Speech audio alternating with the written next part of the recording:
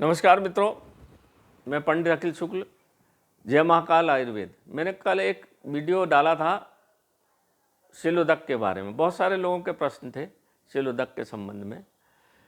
शिलोदक वास्तव में होता, कई ने पूछा भी था कि काक चंडेश्वरी में जो लिखा हुआ है वो सब होता है।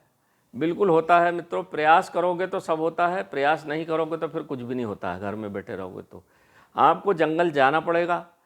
चूँकि मैंने पूरा जंगल घूमा है, मुझे पता है नाना प्रकार का पानी जंगलों में निकलता है और उसका प्रभाव मेरे नर्मदा के किनारे काफ़ी जीवन बीता है।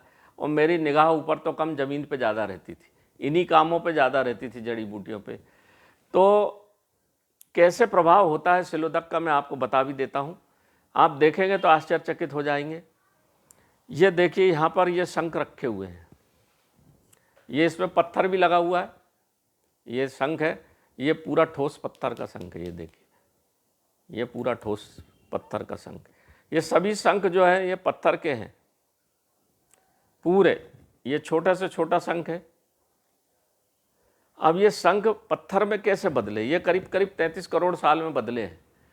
और ये बड़ी विचित्र बात है कि सब ये दक्षिणवर्ती शंख है, पूरे शंख दक्षिणवर्ती हैं, जो पत्थर में शिलोदक के कारण बदले।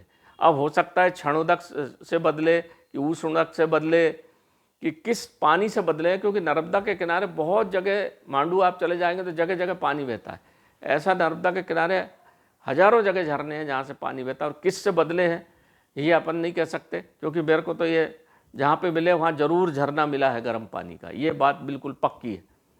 मोरसी करके एक जगह जो महाराष्ट्र और एमपी के बाजू में है, बगल में है, उस तरफ महाराष्ट्र, इस तरफ एमपी, वहाँ पे देवी जी का एक बड़ा सालबड्डी करके एक स्थान है। बहुत बड़ा मेला लगता है, भगवान शिव का ऊपर मंदिर है और सबसे ऊपर भगवान शिव पे पानी टपकता है। उसके नीचे काफ़ी झरने जो है वो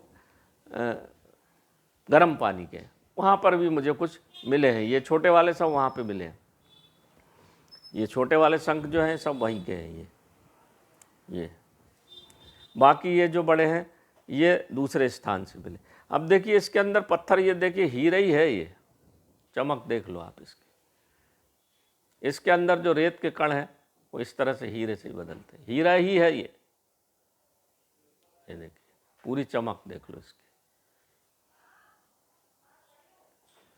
तो ये स्थाई तो इनमें आ ही जाता है, समय लगता है। और ये सब शिलोदक का कमाल है जो इसको पत्थर में बदल दे। आपने देखा होगा भीम के शरीर को पत्थर में बदला था महाभारत में, शिलोदक से बदला था वो।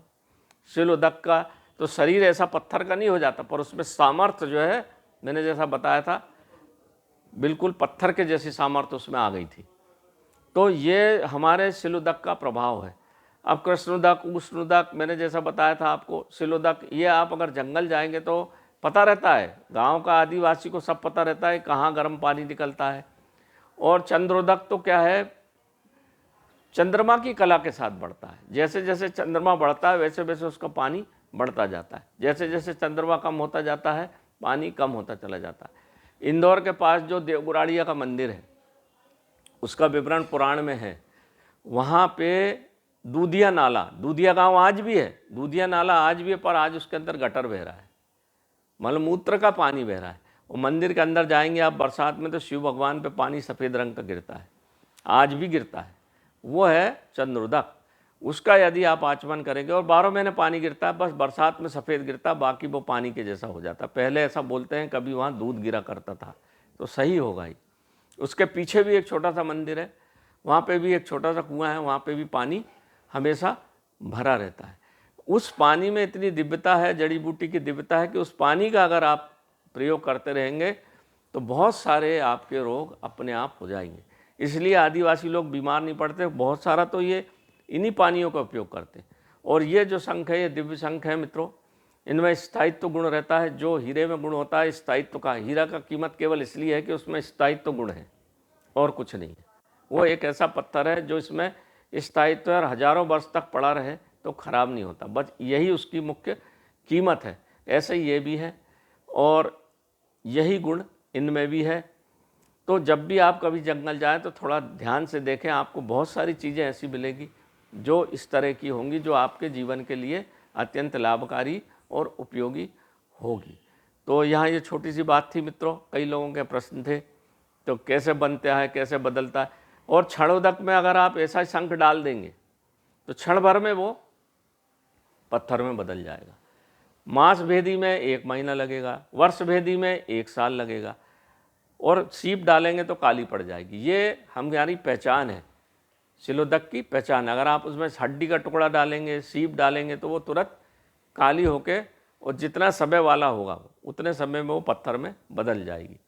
अब YouTube पे आप देखेंगे तो अमेरिका में एक ऐसा झरना है जहाँ पानी से पत्थर की चीज़ें बन जाती हैं। वहाँ लोग साइकिल डाल जाते हैं, जमाने भर की चीज़ें डाल जाते हैं, परंतु वो बड़े काम की जगह है।